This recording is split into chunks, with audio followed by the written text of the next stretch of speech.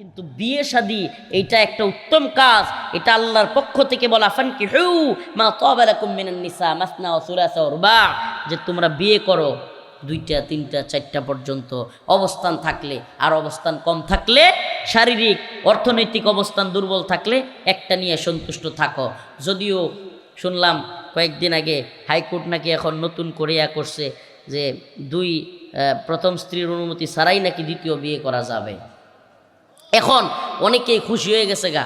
তাদেরকে জিজ্ঞেস করি, এতদিন কি তাইলে হাইকোর্টের ভয়ে আপনি দ্বিতীয় বিয়ে করেন নাই? এখন খুশি হয়েছেন মানে? মিয়া গড়ের হাইকোর্ট আগে সামলাইয়া লইয়েন, আপনি ওই হাইকোর্টের ভয়ে আছেন, আগে গড়ের হাইকোর্ট সামলাইয়া নিয়েন, তারপরে দ্বিতীয় বিয়ের চিন্তা করেন, পিডানি খায়েন না। শোনেন, আল্লাহ পাক বিধান দিয়েছেন, অবশ্যই অবশ্যই আমরা এই বিধানের পক্ষে। কোরআনে বিধান আছে, এই বিধানে আমার মা বোনেরা রাগ করবে শুনলে, এই হুজুরের ওয়াজ শোনার লেগে এত রাত পর্যন্ত সজাগ থাকলাম নি এই কথা শোনার লেগে। আমার স্বামীরা, মা বোনেরা বলবে যে হ্যাঁ আমাদের স্বামীরা এই ওয়াজ শুনতেছে, আল্লাহ জানে কি বিগাড়ছে বাজে। শোনেন প্রিয় মা বোনেরা, আমরা আপনাদেরকে কষ্ট দিতে চাই না। আল্লাহ পাকের বিধান আমাদেরকে বলতে হবে, কোরআনে আছে আমাদেরকে বলতে হবে, কিন্তু অবশ্যই অবশ্যই আপনার প্রথম স্ত্রীর অধিকার, প্রথম স্ত্রীর হক ইনসাফের সাথে তার হক আদায় করার সামর্থ্য থাকলে দ্বিতীয় বিয়ের নাম নিতে হবে। আর এই দুনিয়ার সমস্ত দল, সমস্ত ক্ষমতা, সমস্ত নেতা নেত্রী, পুরো পৃথিবীও যদি তার বিরুদ্ধে চলে যায়, তার মালিক, তার মাওলা যদি তার পক্ষে চলে আসে, মানলাহুল মাওলা ফালাহুল কুল, এক মালিক যার পক্ষে, পুরো পৃথিবী তার বিরুদ্ধে গেলেও তার কিছু যায় আসে না। মালিক যার পক্ষে, পুরো পৃথিবীও তারই পক্ষে। সুবহানাল্লাহ। আর যদি পুরো পৃথিবীও আমার পক্ষে থাকে, ক্ষমতা আমার পক্ষে, বিজিবি আমার পক্ষে, রেব আমার পক্ষে, সেনাবাহিনী আমার পক্ষে, ডিবি আমার পক্ষে, পুলিশ আমার পক্ষে, ছাত্রলীগ, যুবলীগ, অমুক লীগ, হেলমেট লীগ সব আমার পক্ষে, হঠাৎ করে পিটানি খায়া হাওয়া। ক্ষমতা আছে কিন্তু আল্লাহ সাথে নাই, লাভ আছে কোনো? পিটানি খায়া হাওয়া হয়ে যেতে হবে। قل اللهم مالك الملك تؤتي الملك من تشاء।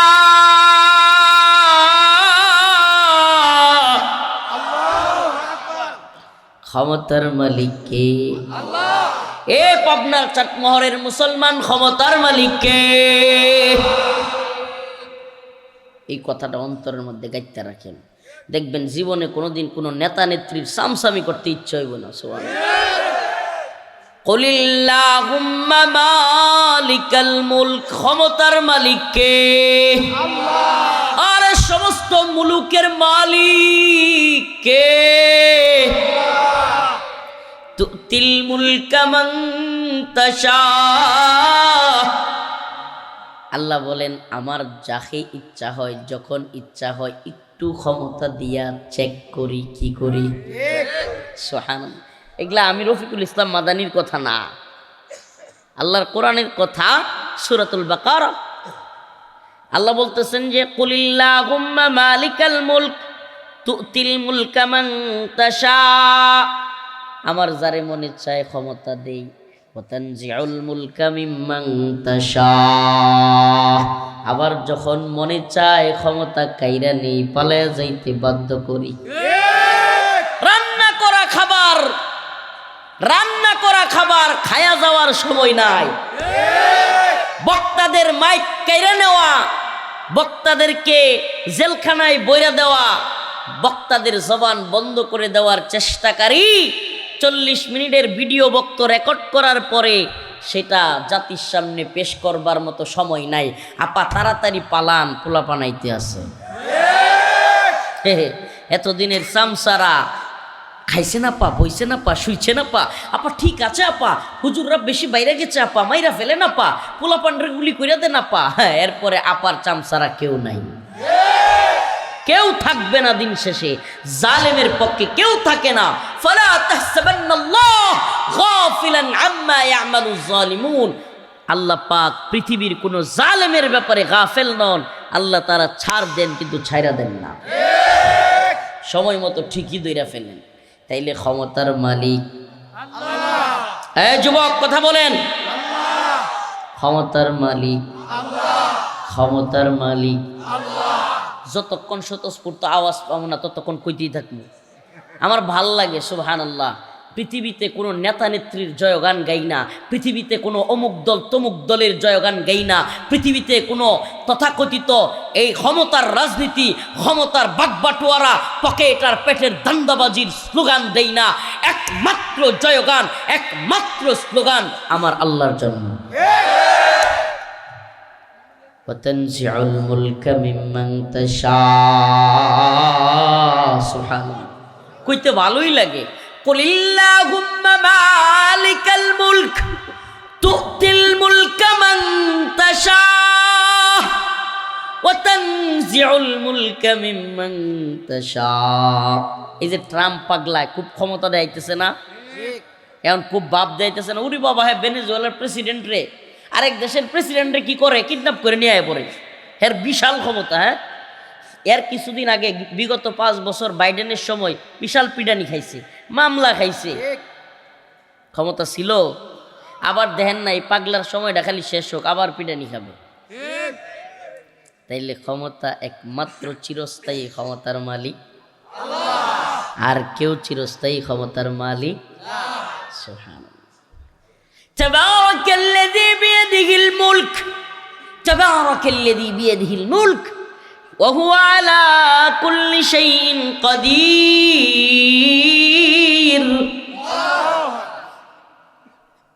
আল্লাহু লা ইলাহা ইল্লা হুয়াল হাইয়ুল কাইয়্যুম। সুবহানাল্লাহ। পৃথিবীতে কোনো ব্যক্তি নিজের বরত্ব নিজে বলা উচিত না, ঠিক না। নিজের বরত্ব নিজে বললে অহংকার বলা হয়, এটাকে আত্ম অহংকার বলা হয়। কিন্তু এমন একজন মালিক আছে যিনি তার নিজের বরত্ব নিজে গাইতে পারেন, যিনি অহংকার করা যার চাদর, যার অহংকার করা সাজে। পৃথিবীর কারো অহংকার করা সাজে না। কেন? কারণ পৃথিবীতে কেউ চিরস্থায়ী ক্ষমতার মালিক না, কিন্তু যিনি চিরস্থায়ী ক্ষমতার মালিক তিনি নিজে তার কোরআনের মধ্যে বলে গিয়েছেন তার বরত্বের কথা। আল্লাহু লা ইলাহা ইল্লা হুয়াল হাইয়ুল কাইয়্যুম লা তাখুযুহু সিনাতু ওয়ালা নাওম। সুবহানাল্লাহ। আল্লাহ বলেন, আল্লাহু লা ইলাহা ইল্লা হুয়াল হাইয়ুল কাইয়্যুম। তিনি তো এমন এক সত্তা যিনি হাইয়ুন কাইয়্যুম, যিনি চিরঞ্জীব, সবাইকে জীবিত রাখনেওয়ালা। যিনি নিজে জীবিত থাকেন আবার সবাইরে কি করেন? লা তাখুযুহু সিনাতু ওয়ালা নাওম। তিনি তো ঘুমান না, এমন কি তন্দ্রাও। এই যে আমাদের দেখেন না, তন্দ্রা এসে যায়, একটু না ঘুমাইলি রাইত হয়ে গেলে আসে কি আসে না? আমার আল্লাহর একবার তন্দ্রাও আসে না। সুবহানাল্লাহ। আল্লাহর কি আসে না? তন্দ্রাও আসে না। তিনি এমন ক্ষমতার মালিক যিনি প্রথমেও ক্ষমতার মালিক ছিলেন, শেষেও ক্ষমতার মালিক থাকবেন। প্রকাশ্যেও ক্ষমতা ওনার আছে, গোপনেও ক্ষমতা ওনার আছে। সুবহানাল্লাহ বলবেন না? আর একটু আল্লাহর জয়গান গান না।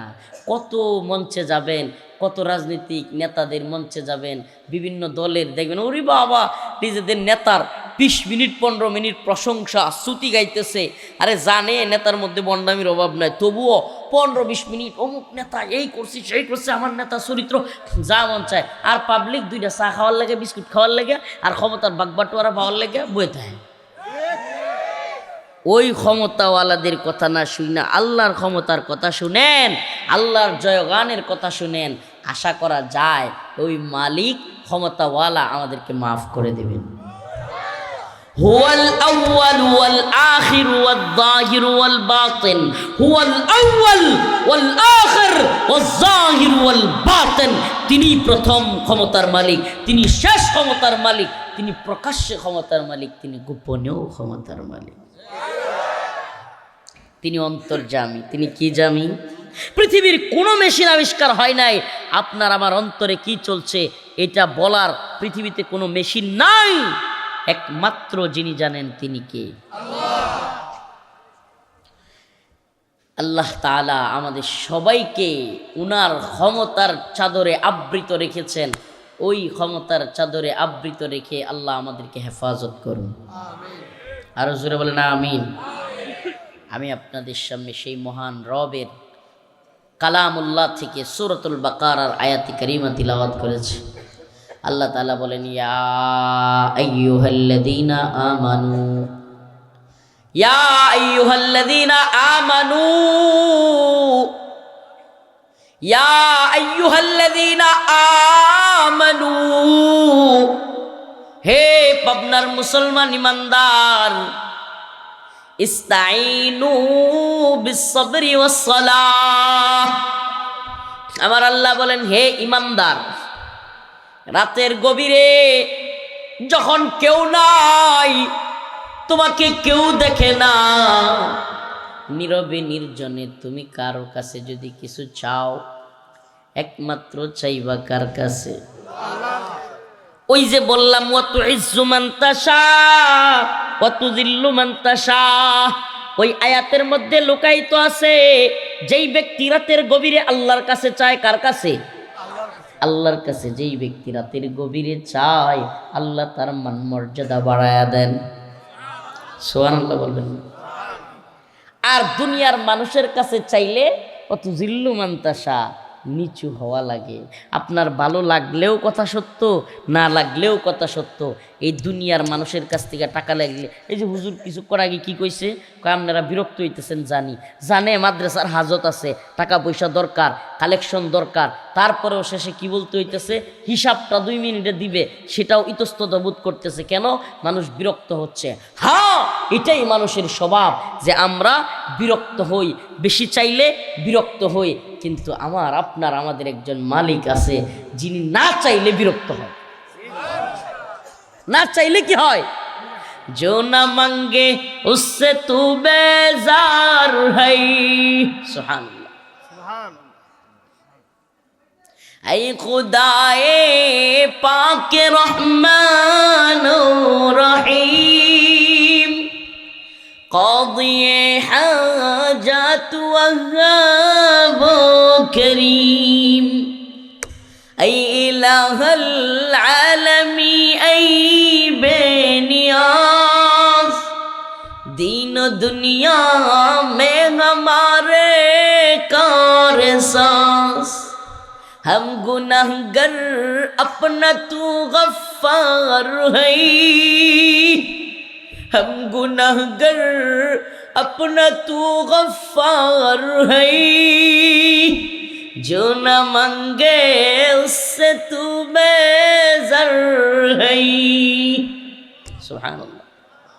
আমরা যদি না চাই, ওই গফফার, ওই ক্ষমা করনে ওয়ালা, ওই দান করনে ওয়ালা, ওই সদকা করনে ওয়ালা, ওই সন্তান দেনে ওয়ালা, ওই চাকরি দেনে ওয়ালা, সব কিছু দেনে ওয়ালা নারাজ হন, কি হন? এই কথা বলেন না, কি হন? পৃথিবীতে কেউ, এই পৃথিবীতে কেউ আছে, এই পৃথিবীতে কেউ আছে যে তার কাছে না চাইলে নারাজ হয়? আছে? এমন একটা লোক খুব দরকার ছিল, টেহা চাইলেই খুশি হয়, চাইতাম আর পাইতাম। আছে পৃথিবীর কেউ? একদিন খুশি হইতে পারে, দ্বিতীয় দিন আর খুশি হয়? কিন্তু আমার মালিক বলেন, ইয়া আইয়ুহাল্লাযীনা আমানুস্তাঈনু বিস-সাবরি ওয়াস-সালাহ।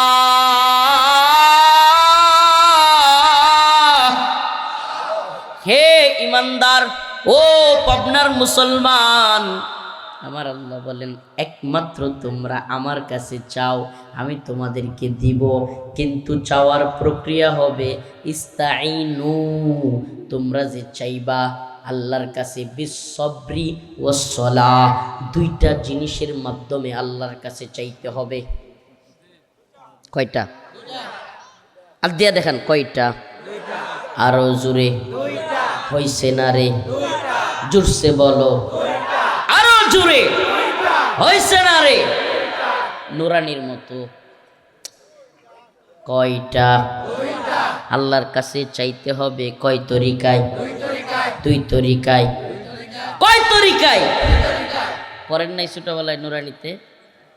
বিস-সাবরি ওয়াস-সালাহ, এক নাম্বার তরিকা হলো সবর। এক নাম্বার তরিকা কি? হতাশ হওয়া যাবে না। ইয়া ইবাদিয়াল্লাযীনা আসরাফু আলা আনফুসিহিম লা তাকনাতু মির রাহমাতিল্লাহ। আল্লাহ বলে দিছেন আমার রহমত থেকে নিরাশ হইতে পারবা না। আল্লাহ বলছেন আমার রহমত থেকে কি হইতে পারবা না?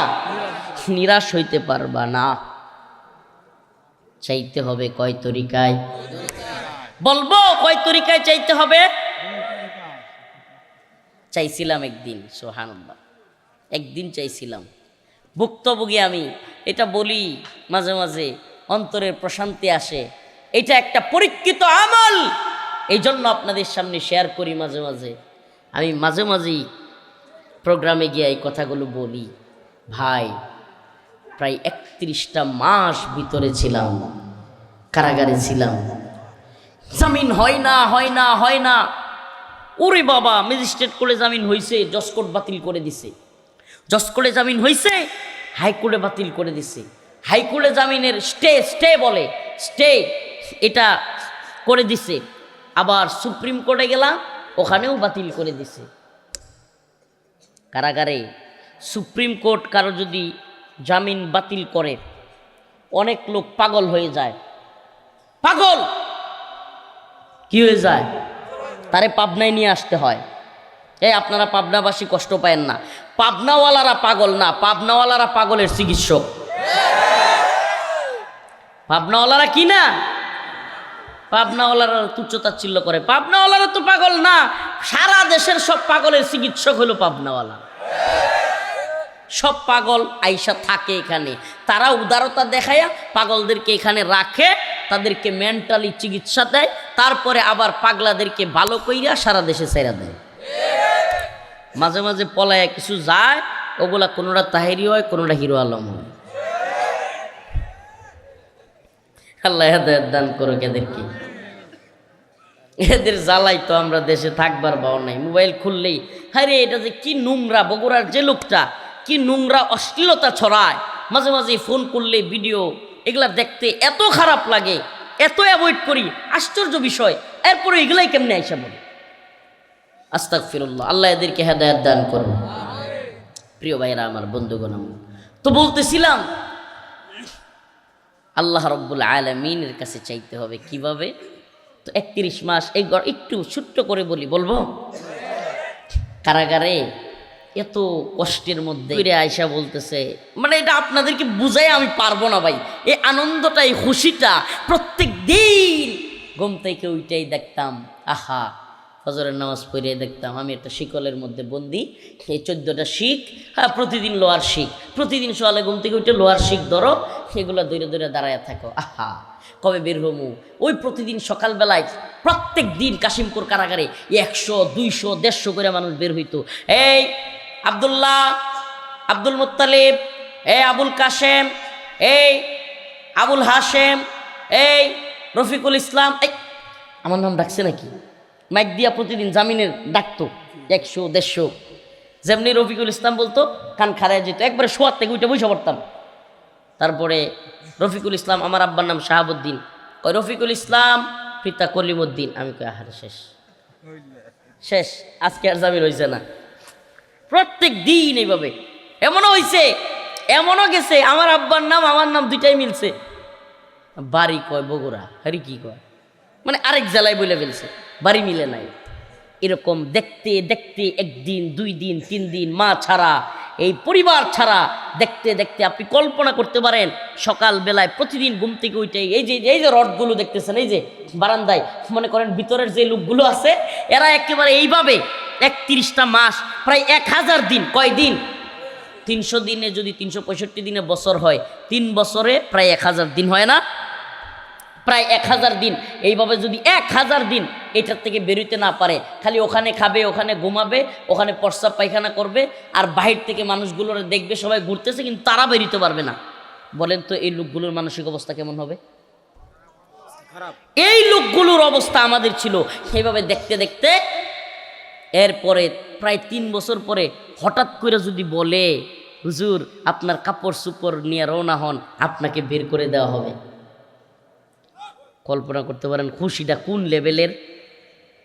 হ্যাঁ, এমনও বন্দি দেখছি বলে হুজুর আমারে যদি বাথরুমে গিয়া বলে যে এই অবস্থায় চললে আমি ল্যাংডা হয়ে দৌড় দিব, বলতো আমাদেরকে কয় হুজুর এমন অবস্থা যে বাথরুমে থাকা অবস্থায় যদি কয় তোর জামিন হইছে, তোর এখানে যা আছে কাপড় চোপড়, এক একজন জেলখানায় 3-4 বছর থাকতে থাকতে কিন্তু অনেক কাপড় চোপড় জমা হয়, অনেক মূল্যবান জিনিস জমা হয়, অনেক কিছু থাকে। কয় হুজুর আমার কিছু দরকার নাই, খালি জামিনের কাগজটা আসবে, আমারে বলবে তুই চল, আমি একবারে বাথরুম থেকে দৌড় দিব। প্রয়োজনে যদি কয়, আমি এমনও মানে দুষ্টামি করতাম, বলতাম যে ভাই তখন যদি লুঙ্গি না থাকে পরনে, বিছানায় অনেক সময় ঘুমাইলে তো লুঙ্গি থাকে না, কয় হুজুর লুঙ্গি লাগবে না, আমি দৌড়ে গিয়ে বাইরে লুঙ্গি পরবো। আপনি এটা বুঝবেন না ভাই, এই কথাটার গভীরতা, এই কষ্টের, সীমাহীন কষ্টের এই অন্তরের কলিজায় আঘাত আপনাকে বয়ান করে ওয়াজ করে বোঝানো সম্ভব না। আমি এমন লোককে দেখেছি আমার পাশের রুমে, এমন লোককে দেখেছি দীর্ঘমেয়াদী থাকতে থাকতে পাগল হয়ে গেছে, মাথা ঠিক নেই, দৌড়ায়। একটা সুস্থ বিবেক সম্পন্ন মানুষ জাহাঙ্গীর ভাই, আমাদের পাশের রুমের জাহাঙ্গীর ভাই, জানি না এখনো ভাই মুক্ত হয়েছে কিনা। কত ভদ্র মানুষ, নামাজি মানুষ, কিন্তু হঠাৎ করেই এগুলো মানে সহ্য করতে পারে না, দৌড়াইতে থাকে, মানুষকে মারতে যায়। এরকম একটা ভালো মানুষ পাগল হয়ে গেছে, এরকম আরও দেখতাম। তো এই জায়গায় যখন শুনছি আমার মুক্তি হয়েছে, কাপড় নিয়ে রেডি হন, হাই রে খুশি, তাড়াতাড়ি গেছি গেইটে। মেন গেটটা প্রায় 1 কিলো দূরত্ব, 700-800 মিটার হবে, প্রায় 1 কিলো। মেন গেটে নিয়ে গেছে, যেখানে থাকি ওখান থেকে নিয়ে যাওয়ার পর জেলার বসাইছি, অল্প সময়ে বলে ফেলতেছি, জেলার বলে ওখানে বসাইছে আমাকে, জেলারের সামনে নাম ঠিকানাগুলো মিলাইতেছে, চেহারা ছবি মিলাইতেছে, শরীরে দাগ চিহ্ন আছে কিনা কয়টা, এবং ওই দাগগুলোর সাথে মিলাইতেছে, বাবার মার নাম সব মিলায়া। এখন বসে আছি, ওইদিকে গেটের বাহিরে আমার ভাই, আমার চাচা, আমার মামা, এদিকে সবাই অপেক্ষা করতেছে, আমার বোন, আমার ভাই, আমার আম্মা, 100-200 গজ দূরে, মানে 100 গজ দূরে তারা গেটে, আমি গেটের ভিতরে, তারা গেটের বাহিরে। চিন্তা করেন, প্রায় 3টা বছর পর তাদের সাথে সাক্ষাৎ হবে। এই মুহূর্তে জেলার আমারে কয় হুজুর 60টা গোয়েন্দা সংস্থার ক্লিয়ারেন্স লাগবে। কয়টা? এরপরে আপনি বের হইতে পারবেন। আমি বললাম ভাই আমাকে তো অনেক আদালত থেকে জামিন দেওয়া হইলো, জামিনের কাগজ আসছে, তারপরেও? কয় হ্যাঁ হুজুর, 60টা গোয়েন্দা সংস্থা, DB, SB, NSI, DGFI, RAB, CTTC, ATU, ওরে বাবা রে বাবা, সবগুলো সংস্থা। আমরা রাজনৈতিক মামলা, কয় হুজুর সবগুলো সংস্থা ক্লিয়ারেন্স দিবে যে এই হুজুরের ব্যাপারে আমাদের কোনো আপত্তি নাই, ওনার সরকার বিরোধী আর কোনো বক্তব্য দিবে না, এই ধরনের কথাগুলো আমাদেরকে জানাবে, তারপরে আপনাকে মুক্তি দেওয়া যাবে, এর আগে না। আমি বললাম তাইলে কয়টা হয়েছে? কয় 4টা হয়েছে, আরও 3টা বাকি। মাথা পোড়া করতেছে। আমি বললাম যে ভাই এখন যদি এই 3টা গোয়েন্দা সংস্থার ক্লিয়ারেন্স না হয় তাইলে কি আমার ছাড়বেন না? কয় না হুজুর, আবার ভিতরে দিয়ে দিতে হবে। পুরা শর্ট খায় না মানুষ, বিদ্যুতের শর্ট, এরকম আমার মনের মধ্যে একটা শর্ট লাগলো। আপনাদেরকে বলি কেন শর্ট লাগলো, আপনাদের কাছেই তো বলবো, কাদের কাছে বলবো এই কষ্টের কথাগুলো। আমার আম্মা জসকোটে যখন মামলার জামিন হইয়া বাতিল হয়েছিল, আমার আম্মা রাতে স্ট্রোক করছিল, 4 ঘন্টা 5 ঘন্টা টানা পানি দিয়া আম্মাকে সজাগ করা লাগছে, এরকম অবস্থা হয়েছিল আমার আম্মা। আমি মনে মনে চিন্তা করলাম, আমার যেই মা শুধু জামিন বাতিল হয়েছে এই জন্য এরকম কান্না করতে করতে স্ট্রোক করছে, পানি দিয়া এরকম এরা করা লাগছে, উনি যদি শুনে যে আমার এই ব্যাগ সহ কাপড় চোপড় সহ গেট থেকে আবার ফিরিয়ে দিছে, এই মহিলা টিকবে কিনা, আমার মাকে আর গিয়া বাহিরে পাবো কিনা, এই পেরেশানিতে আমার মাথা করতেছে। মাগরিবের আজান দিয়ে দিছে, আমি আমার মালিকের সামনে গিয়া দাঁড়াইলাম, কারারক্ষী একজনকে বললাম ভাই একটু নামাজের জায়গাটা দেখাইয়া দেন। দাঁড়াইলাম গিয়া নামাজের জায়গায়, নাহিদ ভাই আল্লাহর কাছে 2টা হাত তোলাম, আল্লাহ আয় মালিক, যেইভাবে বলছিলাম সেইভাবে হুবহু বলতেছে, আয় মালিক শেখ হাসিনা কেন পৃথিবীর কোনো ক্ষমতাসীন নাই। আপনি যদি আমি রফিকুল ইসলামের রিজিক আমার আম্মা যে রান্না করে রাখছে ওই খাবার যদি আমার রিজিকে আপনি লেখা থাকেন, শেখ হাসিনা কেন পৃথিবীর কারো ক্ষমতা নাই ওই খাবার থেকে আমারে ফিরায় আনে। আয় আল্লাহ, আমার আম্মা তো খাবার পাক করে রাখছে, আপনি যদি একবার লাইসেন্স দিয়ে দেন আমার আম্মার খাবার যদি আমার রিজিকে আপনি লেখা থাকেন, পৃথিবীর কোনো ক্ষমতাসীন নাই আমার ওই খাবার খাওয়া থেকে আটকায়। সবরের সাথে আল্লাহ এতদিন সবর করেছি, আল্লাহ এতদিন ধৈর্য ধারণ করেছি, বিশ্বাস রাখি ওয়ালা সাউফা ইউতিকা রাব্বুকা ফাতারদা, আল্লাহ বিশ্বাস রাখি আপনি দিবেন, আপনি আমারে দিবেন, রাজি খুশি কইরেই দিবেন। আল্লাহ হায় মালিক, নামাজ পড়তেছি কান্না করতেছি, কেমনে কান্না করতেছি এটা বুঝাইতে পারবো না, এটা বুঝাইতে পারবো। হেঁচকি দিয়া কান্না বুঝেন, হেঁচকি এমন করে কান্না বুঝেন। মানুষ যখন তীব্র কষ্ট পায়, কেউ মারা যায়, একবারে হেঁচকি দিয়া বাচ্চার মতো কান্না করতে থাকে, ওইভাবে কান্না করে বুকের এই চোখের পানি বুক বেসে যাচ্ছে, মালিকের কাছে বলছে মালিক আপনি আমার মায়ের সাথে আমার সাক্ষাৎ করার সুযোগ করে দেন মালিক। সুবহানাল্লাহি ওয়া বিহামদিহি, সুবহানাল্লাহি ওয়া সুবহানাকা ইয়া রাব, উহিব্বুকা ইয়া রাব। সালাম ফিরাইয়া দুই দিকে মালিকের কাছে চাই, বলছি মালিক আমি সালাম ফিরাই যেন দেখি আমার সব ক্লিয়ারেন্স হয়ে গেছে। সুবহানাল্লাহ, ওয়াল্লাহি দুই দিকে সালাম ফিরাইছি, কারারক্ষী নাহিদ ভাই ডাক দিয়ে হুজুর আপনার সব ক্লিয়ারেন্স হয়ে গেছে, দ্রুত চলে আসেন, দ্রুত চলে আসেন। শিউরে ওঠে গা, সাথে সাথে ব্যাগটা নিয়ে একটা দৌড় মারছি। আল্লাহু আকবার। এটা কেন বললাম আপনাদের সামনে? এই ঘটনা বলা উদ্দেশ্য না, উদ্দেশ্য হইল মালিকের কাছে কেউ মন থেকে চাইলে আল্লাহ তারে সাথে সাথে দেন। ইয়া আইয়ুহাল্লাযীনা আমানু, হে ঈমানদার, ইস্তাঈনু বিস-সাবরি ওয়াস-সালাহ, কার কাছে চাইবা? সবরি ওয়াস-সালাহ, সবরের মাধ্যমে, নামাজের মাধ্যমে। কিসের মাধ্যমে? আল্লাহ রাসূল সাল্লাল্লাহু আলাইহি ওয়াসাল্লাম হাদিসের মধ্যে আসছে, কখনো যদি আল্লাহ রসুল বিপদে পড়তেন, মুসিবতে পড়তেন, কোনো সমস্যায় পড়তেন, দৌড়ে গিয়া 2 রাকাত নামাজ পড়তেন। সুবহানাল্লাহ, 2 রাকাত নামাজে দাঁড়ায় যেতেন, মসজিদে চলে যেতেন, 2 রাকাত নামাজে দাঁড়াইয়া আল্লাহর কাছে কান্নাকাটি করে চাইতেন, আল্লাহ আপনি আমার এই মুসিবত থেকে উদ্ধার করেন, অমুক জিনিসটা দেন, আল্লাহ তাআলা দিয়ে দিতেন। এই আমল আমরা করবো তো ইনশাআল্লাহ। এই কারো সন্তান হয় না, চাইবো কার কাছে? পীর বাবার কাছে চাইলে পাওয়া যাবে? সন্তান পীর বাবা দিতে পারে? কারো ছেলেটার চাকরি হয় না, চাকরি দেওয়ার মালিক কি? বলেন। দোয়া যদি ঠিক মতো করি, রিজিকের ব্যবস্থা করবেন কে?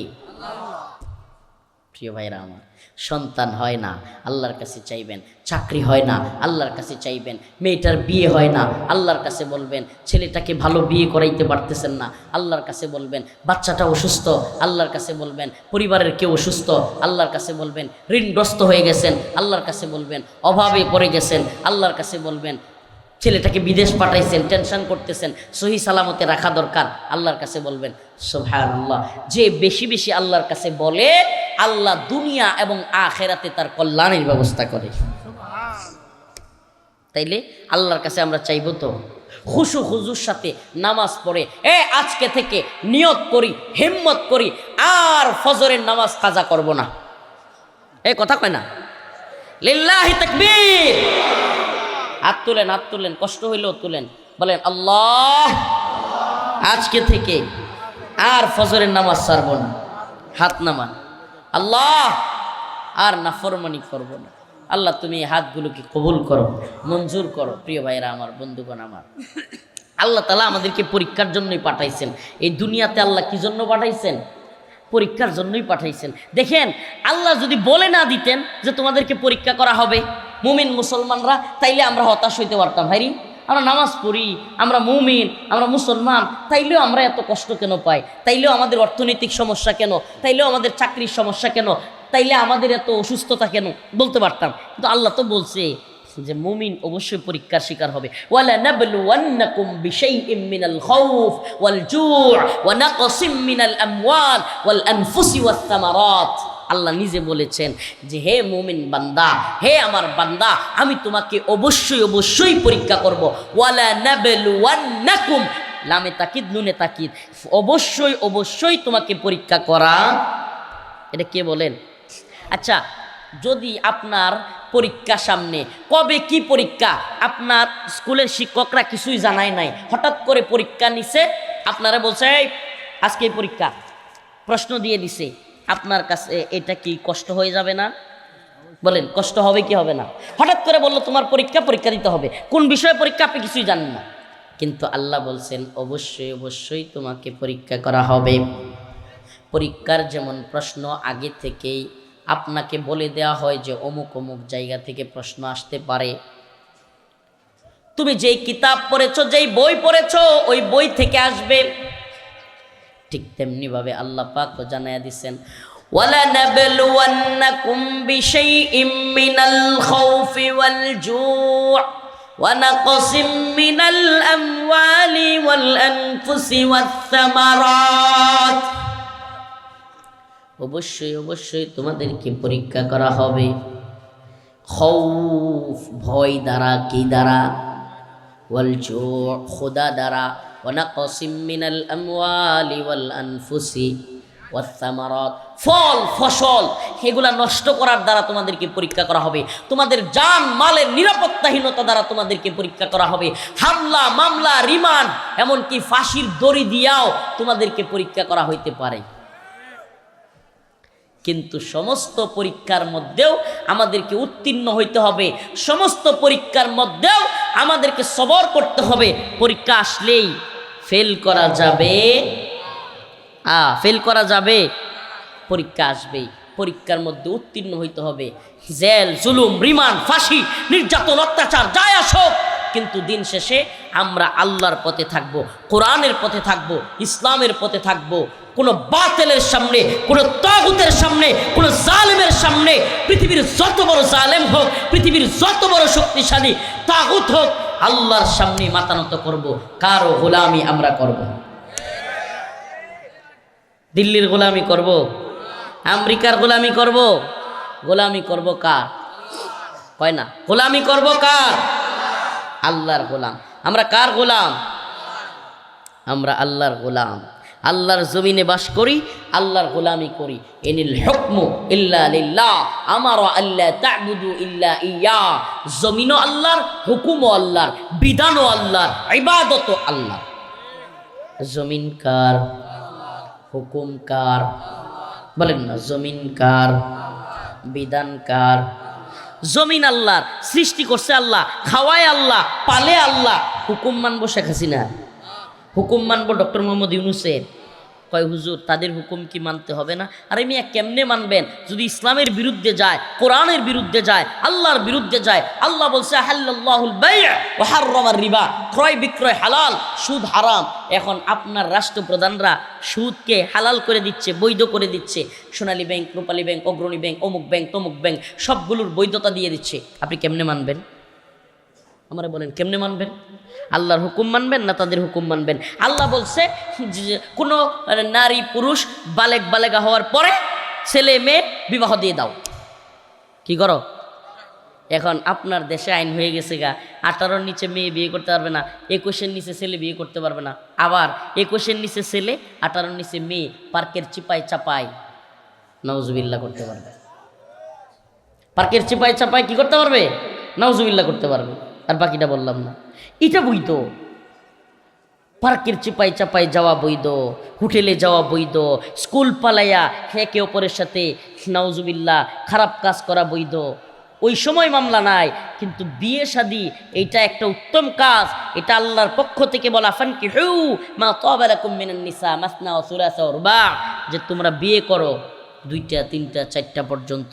অবস্থান থাকলে, আর অবস্থান কম থাকলে, শারীরিক অর্থনৈতিক অবস্থান দুর্বল থাকলে একটা নিয়ে সন্তুষ্ট থাকো। যদিও শুনলাম কয়েকদিন আগে হাইকোর্ট নাকি এখন নতুন করে করছে যে প্রথম স্ত্রীর অনুমতি ছাড়াই নাকি দ্বিতীয় বিয়ে করা যাবে। এখন অনেকেই খুশি হয়ে গেছে গা, তাদেরকে জিজ্ঞেস করি এতদিন কি তাইলে হাইকোর্টের ভয়ে আপনি দ্বিতীয় বিয়ে করেন নাই? এখন খুশি হয়েছেন মানে মিয়া গড়ের হাইকোর্ট আগে সামলায় লইয়েন, আপনি ওই হাইকোর্টের ভয়ে আছেন, আগে গড়ের হাইকোর্ট সামলায় নিয়েন, তারপরে দ্বিতীয় বিয়ের চিন্তা করেন, পিডানি খায়েন না। শোনেন, আল্লাহ পাক বিধান দিয়েছেন, অবশ্যই অবশ্যই আমরা এই বিধানের পক্ষে। কোরআনে বিধান আছে, এই বিধানে আমার মা বোনেরা রাগ করবে শুনলে, এই হুজুরের ওয়াজ শোনার লেগে এত রাত পর্যন্ত সজাগ থাকলাম নি এই কথা শোনার লেগে। আমার স্বামীরা, মা বোনেরা বলবে যে হ্যাঁ আমাদের স্বামীরা এই ওয়াজ শুনতেছে, আল্লাহ জানে কি বিগাড় যে বাজে। শোনেন প্রিয় মা বোনেরা, আমরা আপনাদেরকে কষ্ট দিতে চাই না। আল্লাহ পাকের বিধান আমাদেরকে বলতে হবে, কোরআনে আছে আমাদেরকে বলতে হবে, কিন্তু অবশ্যই অবশ্যই আপনার প্রথম স্ত্রীর অধিকার, প্রথম স্ত্রীর হক ইনসাফের সাথে তার হক আদায় করার সামর্থ্য থাকলে দ্বিতীয় বিয়ের নাম নিতে হবে। কথা কি বুঝে আসছে? দ্বিতীয় বিয়ের নাম কখন নিতে হবে? যখন প্রথম স্ত্রীর অধিকার আদায়, প্রথম স্ত্রীর খবর নেয় না, প্রথম স্ত্রীর প্রতি ইনসাফ করে না, তার উপরে জুলুম করে, তার হক আদায় করে না, তাকে সময় দেয় না, তাকে বাজার করে দেয় না, ঠিকমতো তার আসবাবপত্র কিংবা যা কিছু প্রয়োজন তা আদায় করে না, অথচ আরেক বিয়ের নাম লয়, এইটা তো করা যাবে। হ্যাঁ, তবে যদি আমার মা বোনদেরকে বলি এমন কোনো স্বামী থাকে যে আপনার ভরণ পোষণ ঠিকমতো করতেছে, তার চাহাত আছে, তার টাকা পয়সা আছে, তার শারীরিক চাহিদাও আছে, তাইলে অবশ্যই অবশ্যই আপনার উচিত আপনার স্বামীকে দ্বিতীয় বিয়ের অনুমতি দেয়া। বলবেন হুজুর এটা কি বললেন, কোনো মেয়ে কি পারবে? ও মা, ও বোন, আমি আপনাকে বলি, আপনি আপনার স্বামীকে অবস্থান থাকা সত্ত্বেও যদি অনুমতি না দেন, আপনার স্বামী পরকীয়া করবে, আপনার সংসারে অশান্তি তৈরি হবে।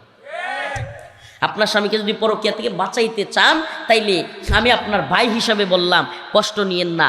আপনার সংসারে অশান্তি তৈরি করা আমার কাজ নয়। অবশ্যই অবশ্যই আপনার সংসার যেন সুন্দর থাকে, এটাই আমাদের দায়িত্ব। এই সমাজে যেন অশ্লীলতা ছড়ায় না পড়ে, এই সমাজে যেন জিনা বেবিচার ছড়ায় না পড়ে, পরকীয়া যেন বাইরে না যায়, এটা কি আমাদের কাজ নয় যে আমরা দায়ী হিসেবে এই সমাজে নোংরামি অসভ্যতা দূর করা? বলেন, এটা আমাদের দায়িত্ব নয়? আমি বলবো আমার মা বোনদেরকে, আমার বাবা চাচাদেরকে, সবাইকে বলবো, যেই সমস্ত যুবক যুবতীরা প্রাপ্তবয়স্ক হয়ে গিয়েছে, বালেগা হয়ে গিয়েছে, তাদের দ্রুত বিয়ের ব্যবস্থা করেন। আল্লাহ তাআলা আমাদের সবাইকে বোঝার এবং আমল করার তৌফিক দান করুন। তো বলতেছিলাম ওয়ালা নাবলুওয়ান্নাকুম, আল্লাহ বলছে যে অবশ্যই অবশ্যই তোমাদেরকে পরীক্ষা করা হবে, বিশাইইম মিনাল খাউফ, ভয় দ্বারা, ওয়াল জু', দারিদ্রতা দ্বারা, ওয়ালা কসিম মিনাল আমওয়ালি ওয়াল আনফুসি ওয়াস সামারাত, ফল ফসল এগুলোর মনে করেন জানমালের নিরাপত্তাহীনতা। এই যে আমরাই ওয়াজ করি, এই যে রাত 2টা 2:30 প্রায় 3টা বাজে যাচ্ছে বয়ান করতেছি, এখন রওনা হইলে এই দীর্ঘ এই এত লম্বা রাত, কুয়াশার রাত, কন্তর জীবন নিরাপত্তা আছে? সত্যি একবার চিন্তা করছেন? আপনারা তো এখানে এই শত শত লাইটের নিচে, হ্যাঁ, এত এত মানুষের ভিতরে হুজুরের ওয়াজ করাইতেছেন, চিন্তা করেন না? কিন্তু এই যে আমরা এত রাত পরে এই যে জার্নিটা করি, চিন্তা করেন একবার। আপনারা তো হয়তো মনে করেন হুজুররা খুব সাদে করে। আপনি জানেন পাবনার লোকের লগে একটা সিক্রেট কথা কয়ে ফেলি, আমার গত 4 দিনও মাহফিল ছিল না, আগামী 4 দিনও কোনো মাহফিল নাই, তাইলে কি আমার মানুষের দাওয়াত দেয় না? সুবহানাল্লাহ, কোন কি হাজার হাজার দাওয়াত, যায় দাওয়াত পাবেন না, কিন্তু আমি ওয়াজ রাখি না। একটা সিক্রেট কথা কয়ে দিলাম। 4 দিন, আগামী 4 দিন, গত 4 দিনও রেস্টে ছিলাম। ভাই, জীবনের নিরাপত্তাটা খুব খুব, আমাদের ভাই শরীফ উসমান হাদি, এই কথা অনেকেই নাকি শুনতে চায় না, নাউজুবিল্লাহ। যদি কেউ শরীফ উসমান হাদি ভাইয়ের বিচার না চায়, বুঝতে হবে এই লোকটার মধ্যে মুনাফিকি আছে। শরীফ উসমান হাদি এই যুবক মানুষটাকে এভাবে মেরে ফেলছে কেন? ভারতীয় আধিপত্যবাদের বিরুদ্ধে সে কথা বলে, আওয়ামী লীগের বিরুদ্ধে কথা বলে। তাহলে আমরা কি করি? শরীফ উসমান হাদির আগ থেকে তো আমরা এদেশে ভারতীয় আধিপত্যবাদের বিরুদ্ধে বক্তব্য দিই। এদেশে ভারতীয় আধিপত্যবাদের বিরুদ্ধে বক্তব্য দিতে গিয়া 2021 সালে বাংলাদেশের সবচেয়ে বড় বড় আলেমদের আগে আমি ছোট্ট অদম রফিকুল ইসলামকে 2বার অ্যারেস্ট করা হয়েছে। কয়বার? 2বার অ্যারেস্ট করা হয়েছে। এদেশের সর্বজন বড় বড় আলেম, হেফাজতের বড় নেতা, জামাতের বড় বড় বড় বক্তার আগে আমি রফিকুল ইসলাম ছোট মানুষকেও 2বার গ্রেফতার করা হয়েছে। তাইলে ভারতীয় আধিপত্যবাদের বিরুদ্ধে, মোদির বিরুদ্ধে বক্তব্য দিতে গিয়া আমরা শরীফ উসমান হাদি ভাই পরিচিত হয়েছে কয়দিন হইল মনে করেন? কয়দিন হইল? এই যে 2024-এর আন্দোলনের সময় তো আমরা তো তার অনেক আগে থেকে হিন্দুত্ববাদী ভারতীয় আধিপত্যবাদীর বিরুদ্ধে বক্তব্য দেই, আওয়ামী লীগের বিরুদ্ধে বক্তব্য দেই অনেক আগে। বাংলাদেশে শেখ হাসিনা ক্ষমতায় থাকতে, আল্লাহ মাফ করুক, আস্তাগফিরুল্লাহ, এটা অহংকার না, কসুর প্রধানমন্ত্রী মানি না, এ কথা কেউ বলতে পারে নাই। ইসলামের বিরুদ্ধে গেলে, আল্লাহর বিরুদ্ধে গেলে কসুর প্রধানমন্ত্রী মানি না, এটা আমরা বলেছিলাম। বুকে সাহস নিয়ে, হিম্মত নিয়ে কারাগারে গিয়েছি, জেল জুলুমের শিকার হয়েছি, আবার ফিরে এসেছি, চুপ থাকি নাই। আলহামদুলিল্লাহ, এটা আল্লাহর, এটা আমার কোনো ক্রেডিট না, বরত্ব না, এটা আল্লাহর পক্ষ থেকে নিয়ামত যে জবানটা আল্লাহ দিয়েছেন। কারাগার থেকে বের হয়েও চুপ থাকি নাই, হক কথা বলে গেছি, আন্দোলন করেছি, সংগ্রাম করেছি, হাসিনাকে বিদায় করেছি। কিন্তু যে কথা বলতে চাই সেটা হলো, জীবনের রিস্ক তো আমাদেরও আছে, একটু না অনেক বেশি, অনেক বেশি।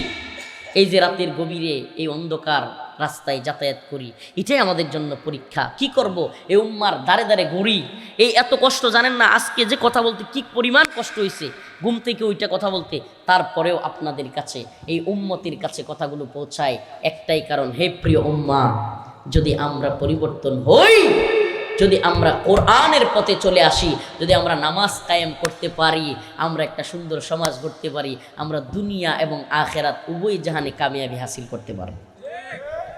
নামাজ পড়ব তো ইনশাআল্লাহ, নামাজ পড়ব তো ইনশাআল্লাহ।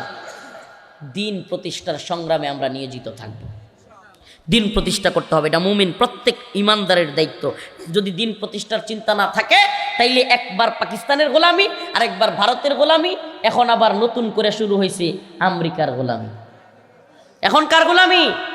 হে, আগে বলতো পিন্ডি না ঢাকা, ঢাকা ঢাকা, রাওয়ালপিন্ডি, রাওয়ালপিন্ডি পাকিস্তানের, মুরব্বীরা জানে। আগে স্লোগান কি ছিল? পিন্ডি না। এই স্লোগানটার প্রথম স্লোগান কি ছিল? এই যে স্লোগান, এখন দিল্লি না ঢাকা, এই প্রজন্ম তো পিন্ডি না ঢাকা এই স্লোগানের সাথে পরিচিতই না। মুরব্বীরা বলতে পারবে, এক সময় যখন পাকিস্তানের গোলামি চলতো, তখন বাংলাদেশের স্লোগান হইতো পিন্ডি না, পিন্ডি না। মানে পিন্ডি হইল দিল্লি, যেমন পাকিস্তান ভারতের একটা গুরুত্বপূর্ণ জায়গা, রাজধানী, এরকম পাকিস্তানের গুরুত্বপূর্ণ জায়গার নাম হলো রাওয়ালপিন্ডি। কি এই ওই স্লোগানটা প্রথম শুরু হয়েছিল, পিন্ডি না ঢাকা, ঢাকা ঢাকা, তারপরে দিল্লি না ঢাকা, ঢাকা ঢাকা। এখন দিল্লির গোলামি ছাইরা আমেরিকার গোলাম হয়ে যাচ্ছে বাংলাদেশের সরকার। হাসিনা সরকার ছিল ভারতের গোলাম, আর এই ডক্টর মোহাম্মদ ইউনূসের সরকার হলো আমেরিকার গোলাম। আমি তো সরাসরি বলি, কার গোলাম? আমেরিকার গোলামি করে। তো এখন তো দেখা গেছে দিল্লি না ঢাকা, আমেরিকা না ঢাকা, গোলামি গোলামি করে। বাবা, আল্লাহ এদেরকে হেদায়েত দান করুন। জানেন কি করছে? এই মুসলমান, এটা জানা দরকার, সজাগ থাকা দরকার। এই আমাদের দেশের উপদেষ্টা, নিরাপত্তা উপদেষ্টা, কি উপদেষ্টা? নিরাপত্তা উপদেষ্টা আমেরিকার প্রেসিডেন্টকে এবং আমেরিকার পররাষ্ট্র মন্ত্রণালয়কে গিয়ে বলে আসছে, গাজায়, গাজায় ফিলিস্তিনে আমেরিকা একটা সেনাবাহিনী পাঠাবে, আমেরিকার সেনাবাহিনী ফিলিস্তিনের মুসলমানদের বিরুদ্ধে পাঠাবে। ওই সেনাবাহিনীর সাথে নাকি আমেরিকার পক্ষে ফিলিস্তিনিদের বিরুদ্ধে বাংলাদেশের সেনাবাহিনীও তারা পাঠাইতে চায়। কল্পনা করতে পারেন? কল্পনা করতে পারেন? আমেরিকার সেনাবাহিনীর পক্ষে ফিলিস্তিনিদের বিরুদ্ধে বাংলাদেশের সেনাবাহিনী পাঠাইতে চায় কে? বাংলাদেশের নিরাপত্তা উপদেষ্টা। এর চাইতে বড় গোলামি আর কিছু হইতে পারে? আমেরিকারে খুশি কইরা এরা আসলে হইল কি জানেন, একবার গিয়া দিল্লিরে বাপ ডাকে, আরেকবার গিয়া আমেরিকারে বাপ ডাকে। এদের আসলে বাপের অভাব নাই, এদের প্রভুরও অভাব নাই। এরা আল্লাহরে গোলাম, আল্লাহর গোলামি করে না। এরা কখনো ভারতের গোলামি করে, কখনো আমেরিকার গোলামি করে। আমরা ভারতের গোলামি করি না, আমেরিকার গোলামি করি না, আমরা একমাত্র আল্লাহর গোলামি করি। ঠিক আছে তো ইনশাআল্লাহ? প্রিয় ভাইরা আমার, বন্ধুগণ আমার, সজাগ থাকেন। এই যে আমেরিকার গোলামি নতুন করে শুরু হয়েছে, আল্লাহ না করুক এই গোলামি কোথায় যে গিয়া ঠেকে। আরে ভাই, আমি তো আওয়ামী লীগের বিরুদ্ধে, শেখ হাসিনার বিরুদ্ধে যেমন বলি, আজকে একটা কথা বলি, আমার এটা আফসোস লাগে, কষ্টও লাগে। আজকে যদি শেখ হাসিনা এবং তার সরকারের কোনো পররাষ্ট্র মন্ত্রণালয়ের মন্ত্রী আমেরিকান সরকারকে গিয়া বলতো খালি যে আমরা আপনার সেনাবাহিনীর সাথে ফিলিস্তিনের বিরুদ্ধে সেনাবাহিনী পাঠাইতে চাই, এই দেশে দেখতেন আরে বাপরে, দলের অভাব থাকতো না। আর অনেক হুজুরদের দেখতেন একবারে মুখ এটারে 10 মুখ কইরা বলতো, এই দেখো হাসিনা আমেরিকার হাতে দেশটারে তুলে দিচ্ছে। এখন দেখবেন এই মুনাফিক মার্কা কিছু লোক এখন কিছুই বলে না। আশ্চর্য লাগে, এদের কারণে আওয়ামী লীগ কথা বলবার সুযোগ পায়, যে হুজুররা খালি আমাদের সময় কথা বলতো, এখন যে আমেরিকার হাতে এই উপদেষ্টারা দেশ তুলে দিচ্ছে এখন তো কিছু বলে না। আমরা বলি, আমরা আগেও বলেছি, এখনো বলি, দিল্লির গোলামিও চলবে না, আমেরিকার গোলামিও চলবে না, আমরা একমাত্র আল্লাহর গোলামি করব। আল্লাহ তাআলা আমাদের সবাইকে সবর, নামাজ এবং আল্লাহর গোলামি করবার তৌফিক দান করুক। ওয়া আখিরু দাওয়ানা আনিল হামদুলিল্লাহি রাব্বিল আলামিন। আমার ক্ষমা করে দিয়েন, আর পারতেছি না, কষ্ট লাগতেছে। আল্লাহ তাআলা আমাদের সবাইকে আবারও ইনশাআল্লাহ কোনো ময়দানে দ্বীনের কথা বলবার জন্য একত্রিত করে দিক। সুবহানাকাল্লাহুম্মা ওয়া বিহামদিক আশহাদু আল্লা ইলাহা ইল্লা আনতা আস্তাগফিরুকা ওয়া আতুবু ইলাইক। আসসালামু আলাইকুম ওয়া রাহমাতুল্লাহি ওয়া বারাকাতুহু।